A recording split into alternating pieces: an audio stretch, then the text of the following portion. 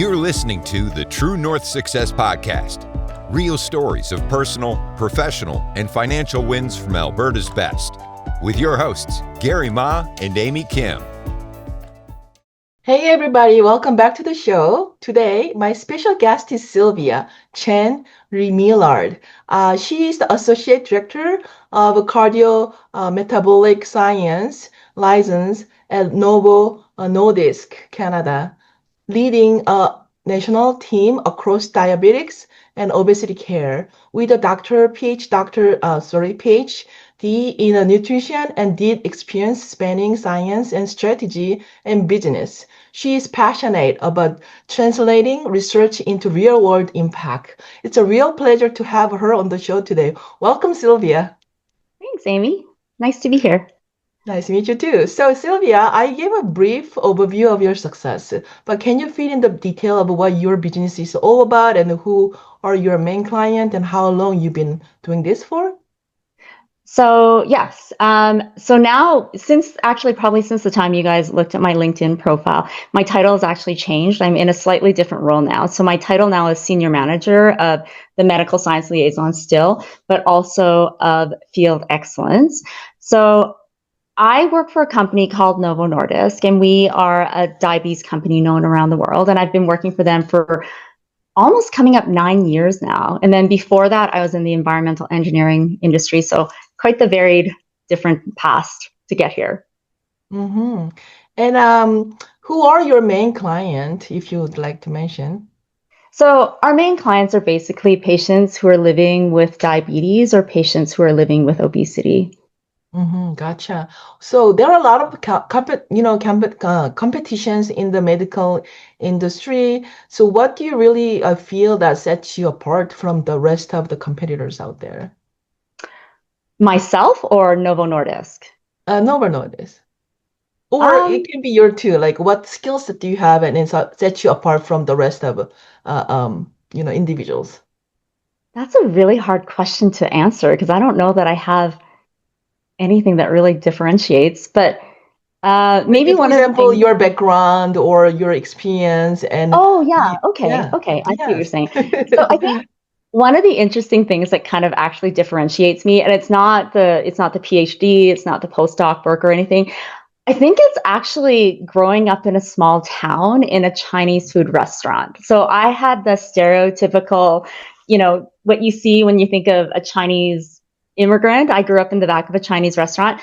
But the reason that I say that is what I feel differentiates me beyond like the PhD and all those sorts of things, I think is because of what growing up in a small town taught me and what growing up in a restaurant taught me, because I think growing up in a restaurant, because you don't have any kind of issues with food, you always have an endless supply of food, right? So you never have any sort of food insecurity issues, and you don't really understand kind of the differences in socioeconomic status of people, because food insecurity is one of the key things that helps, differentiate that.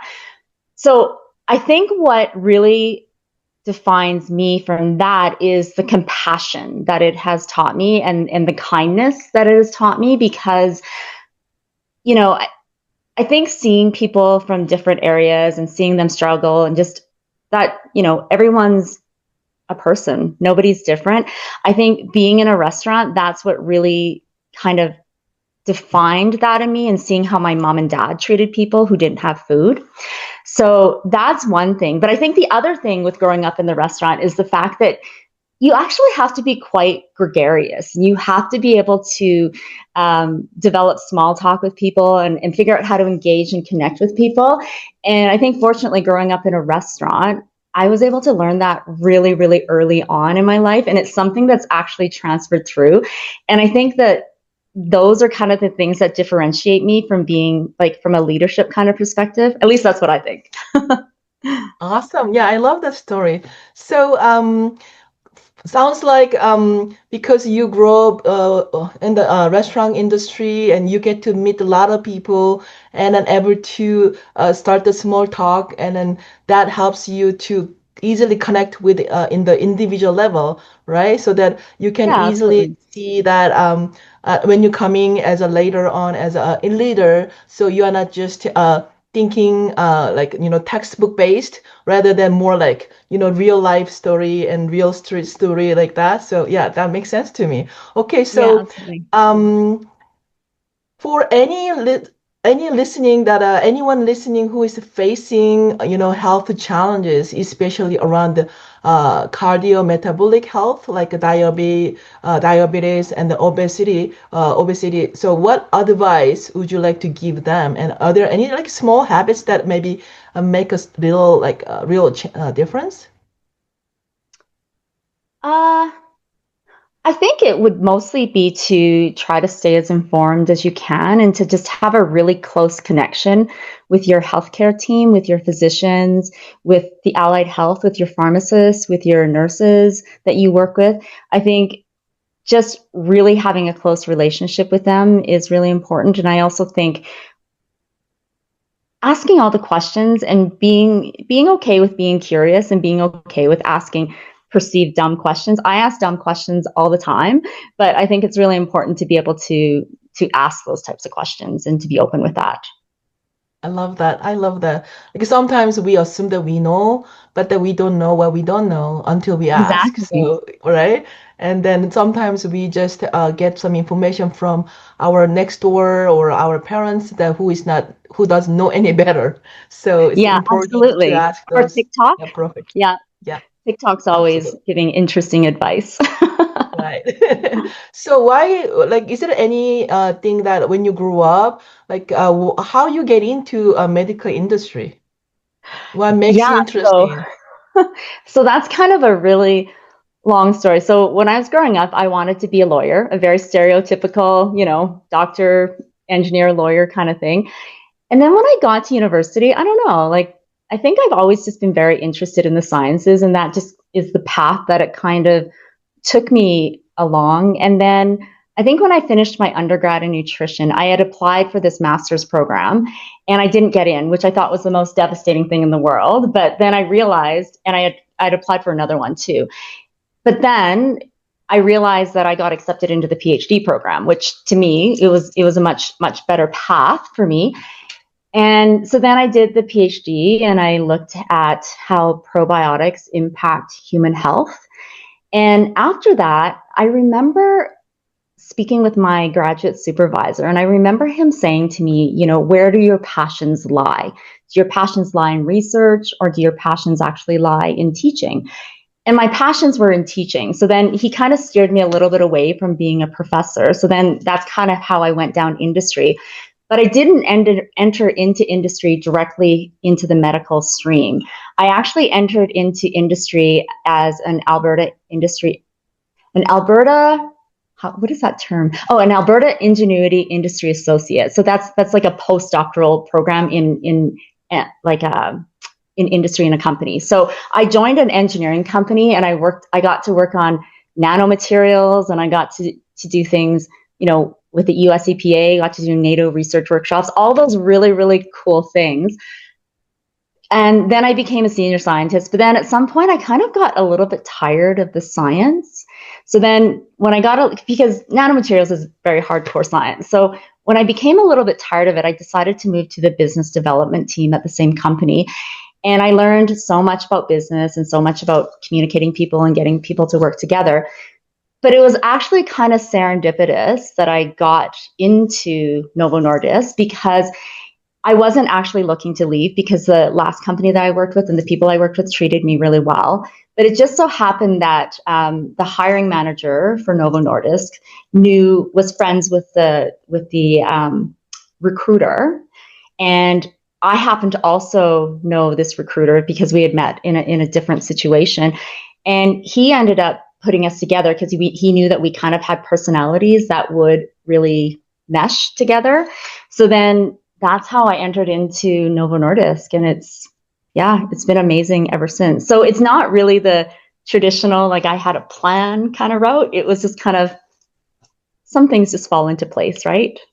Yeah, I think that's how I found it too. Like that's how life works sometimes, and most of the time, actually, it never go as planned, right?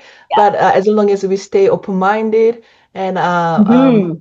right? And there's a challenges or some new opportunities. Just stay positive. How I can grow from this opportunity. I think we can continue grow, even though it's not the path that maybe we never thought about it, right? Yeah, 100%, 100%. Yeah. Awesome, awesome. So I'm hearing you from the nutrition background, and then nanotechnology, and then get into the business, and now you work with the Novo Nordisk Canada. So it's quite been a journey. So what is the like one of the biggest challenges you had to overcome in your career? The biggest challenges that I've had to overcome. There's lots of challenges that I've had to overcome, but what is the biggest one? I think the biggest challenge that I've had to overcome is, I think, belief in myself and belief that I am able to do these things, because it's really interesting when there have been different opportunities that have shown up in my life. With my husband, I'll say, "Oh, I don't think I can do this." And, for him, he's like, "What the heck? Of course you can do this. You're totally qualified to do this." Right. So I think it's that hurdle to realize that I can do all these things and to quit second guessing myself. So I would think that that's probably one of the biggest challenges for me, at least. Hmm. Well, I think that's the most important. Like, well, when there's a lot of challenges coming, and sometimes you hear things like you can do this, but I think as long as we believe in ourselves that, oh, well, let me see if I can do it, I think Yeah, that really helps to just keep moving forward. So for thank you so sure, much for for sure. sharing your lovely story. Okay, so it sounds like things are going really well for you and your business, so congratulations, and again the new promotion, congratulations. Thank you. Yeah, new Thank you. position. Yes. So many Beijing medical, professionals are earning strong incomes right now, but it is often requires a significant investment of time and energy. And looking Mhm. ahead, a common goal is to maintain the same level of income, lifestyle, while working a little bit less, especially with the inflation at all-time high. So as a result, many people are exploring ways to generate income outside of their primary work, such as like investing in stocks or cryptocurrency or like precious metals or real estate. Like, what are your thoughts about those income outside of work? I think it's really important to have investments and things outside of work, just because your whole life doesn't revolve around that one salary you have in work. So it kind of gives you that, what would it be called? Like that safety net. So, you know, my husband and I, we invest in real estate. We also have stocks and all those sorts of things. So we make sure that we're kind of not all invested in one area, but kind of in a bunch of different areas. So I think it's really important to make sure that you are in kind of multiple different Hmm. places. Awesome, awesome. Okay, so as we are wrapping up our interview, what exciting plans or initiatives do you have coming up over the next 6 to 12 months? Exciting plans and initiatives. Gosh, I watched your other podcast, and I remember you asking these people this question, and I'm like, darn it, I should have really thought hard about what it is. I think something at work that I'm working on that I'm really, really excited about is kind of that new role of mine, which is the field excellence piece. And the field excellence piece is all about ensuring that our MSLs who are already excellent, that they become even more excellent, giving them the right tools, giving them the right skills to be the best in class. So I think that's something that's really exciting that I'm working on, because that's something that really hits my passions, is areas where I'm seeing people develop and making sure that they capitalize on what their key skills are and what their passions lie. So I think that's something that's really exciting that I'm working on in the Awesome. short term. Yeah. Awesome, awesome. Thank you so much. I really love listening to your all the inspiring stories and your the knowledge and expertise. Sylvia, thank you so much for your time today and sharing some of your great insights and tips with us. Is there anything else would you like to share with our audience before you go?